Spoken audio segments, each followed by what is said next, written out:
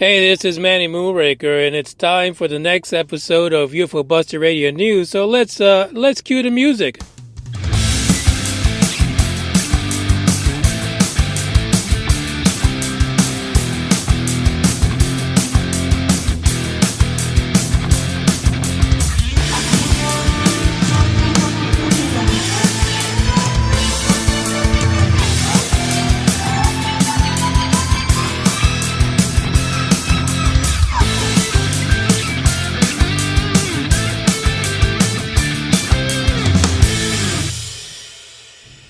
That's right. This is episode 135 of the UFO Report.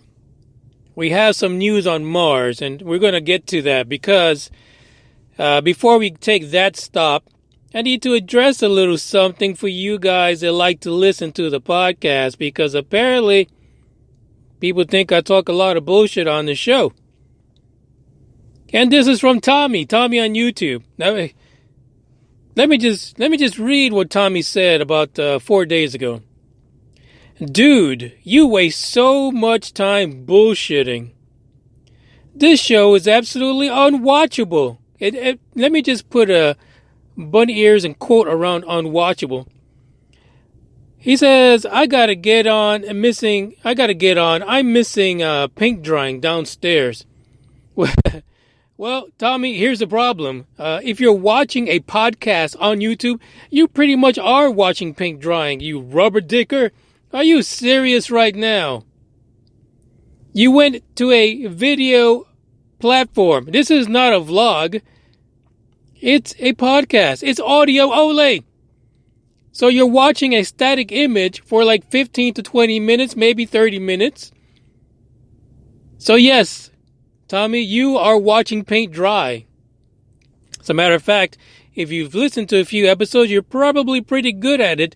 You might want to go to the neighbor that's painting something and watching they dry paint while you listen and watch the audio podcast. This is the kind of stuff you get from people. What in the hell are you thinking? Did you even think before you wrote this? But haters are going to hate. Detractors will detract. And the fact is that, Tommy, you should have made a bit more of a point to pay attention to what the hell I was talking about. Not so much the fact that I like to talk shit. Like right now, I'm talking shit about your shit. So you gave me content to bullshit about. Thank you, Tommy. I respect that. But listen, folks, you can't just sit here wagging the dog for people. You can't. You got to talk about stuff. I am a human being and so are you. We're supposed to be blue-collar people. And for the 95% of you to understand that you go to YouTube to see video and you download a podcast app in order to listen to a podcast, congratulations. You guys are in the top percentile. Unfortunately for Tommy, he's not there yet. Hopefully, something clicked while he was sucking up all them fumes downstairs from the paint. And he figured that, maybe I need to download a podcast app because this isn't working out too fine. You're a smart motherfucker, that's right. That's right, Samuel L. Jackson. I think he got it together. Anyway, today's podcast is not about Tommy or the fact that he listens to audio shows on video platforms. It really is about the fact that NASA has done it again. Listen, they save us every single time. You cannot write this stuff. As long as people have been saying, where there's water, there is life. We've heard this a million times. Water is the essential building block of life. But yet when they find life, they're like, there's no fucking way that Mars could have life because the sun destroyed everything on it. And then there were some people on the fringe of things who said there was some kind of a nuclear bomb that went off. But then you go really deep into the weeds, and you got Corey Good saying that he's been fighting fuckers underground on Mars, when he went on his 10-year stint. You just don't know which side to believe anymore. You just don't know. But lucky for us, there was a couple of people at NASA, JPL to be exact, who decided, hey, we sent some shit up there. It traveled around Mars for a while, and it picked up the scent of methane. And then somebody said, shit, my dog comes by once in a while, kind of like Bug the UFO hunter, and crop dusts me all the time. And there's a bit of methane in there. Maybe, in this cyclic fashion that this shit shows up on our images, maybe there's something coming to the surface and farting. Maybe this is a biological methane, stuff that's coming out of something's ass and basically letting us know we're here. We're here. Come find me. Come find me. Well, thanks to the folks at space.com, we have this article. Salty Martian water could have enough oxygen to support life. Whoa, mind blown. It turns out that pockets of salty water here and there, which really, if you look at the initial images of this thing, that was a lot of salty water. It wasn't just little bits of brine here and there. That was a shitload. That was quite a lot. If you can pick it up from goddamn space, it's not pockets, people. It is not pockets. But I digress. Let me just continue with this, because according to a study conducted by JPL, some of these quote-unquote pockets could actually, in this salty, watery brine, there could possibly be complex multicellular life, like sponges. This study is suggesting. Now, while rubber dickers like us, the blue-collar people, have been saying, oh shit, they've got life there. Yeah, they do. No, they don't. NASA kept saying no. No.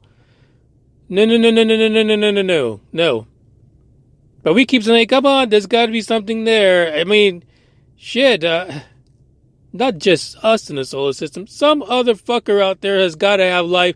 And if you're saying some of those moons out there have life, why can't Mars?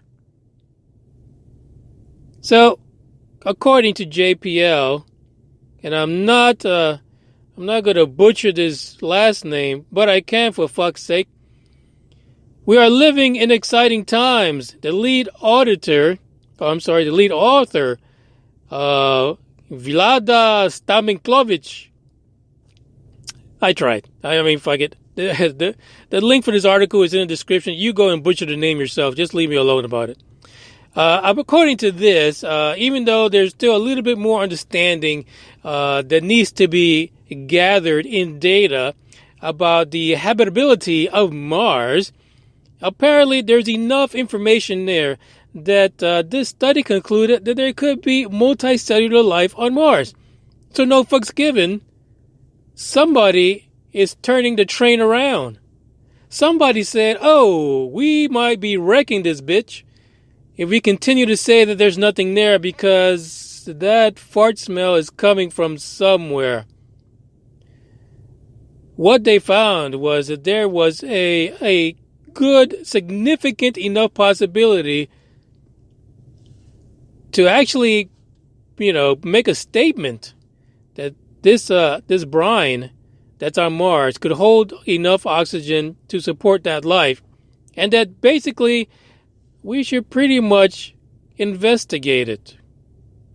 Yes, now they're saying we should investigate it. In fact, they're saying the colder the temperature, the more oxygen actually goes into the brine. Now, from what I saw, Mars is cold as hell, isn't it? Not exactly nice tropic temperatures like in some of the parts of this planet. But there's oxygen, apparently. So there could be life. And chances are, more than likely, there is life, according to this. So this study was published. And the authors of this study are suggesting that maybe instead of rubber dicking the world and sending up robots looking for the shit that happened in the past, maybe it's time that we have life-hunting robots going up and searching for life now, identifying what's there now. What a novel idea. This is why people say that humanity is being taken through this process. a long, detailed process toward the eventual recognition that there is life in space. And I'm not talking about Tesla's car, the Roadster, no, or whatever life he introduced into that dummy.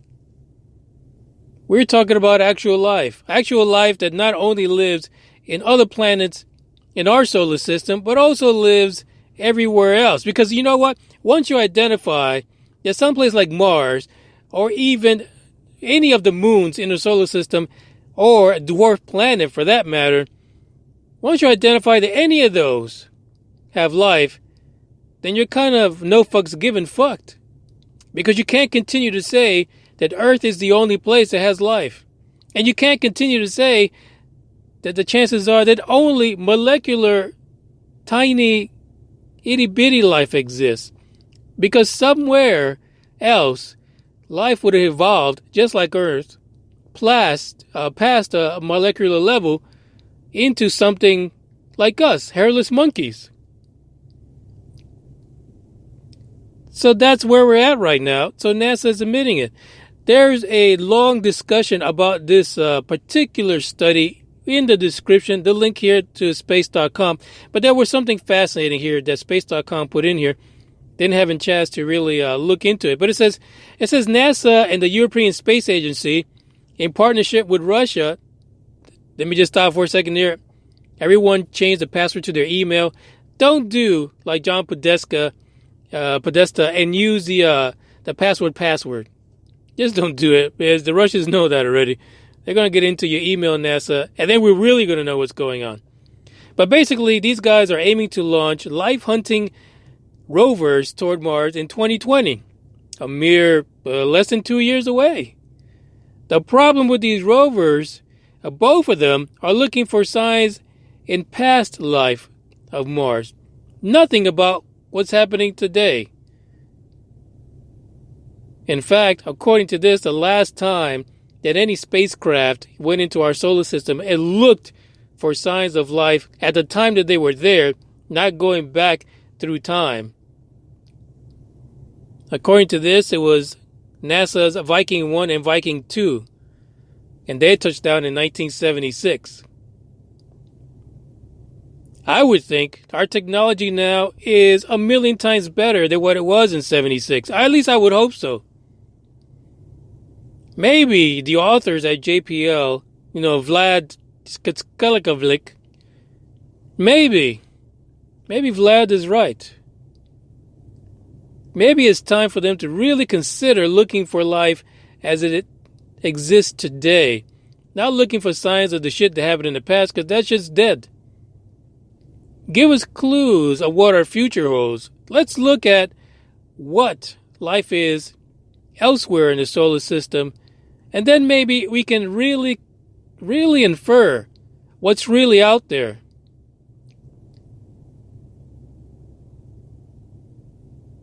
Food for thought. But it's good to see that we're still getting driven down this line of a studied, well-researched path towards quote-unquote disclosure. Because any other way, it's just not going to happen, folks. I mean, really. I mean, now that JPL put out this report, now it's a real thing. Now we have something that says, yeah, there is a good chance that this oxygen-rich brine in Mars is holding microbial fuckers. Now we are free to think that life could exist everywhere else. You can't write this stuff. You really can't. This is Man Moonraker. I'm checking out. I'm not going to give you the social media links and all that kind of stuff, because according to Tommy, I bullshit too much. But, as a shortcut, just look in the description, because the shit's been there all the time anyway. And Tommy, I hope you feel better. Don't take up too much of them fumes, because that's bad for you. You could lose a few more brain cells, and I would hate for you to continue to look at audio shows on video platforms. That's hashtag too fucked up. But that's it. Ciao, people.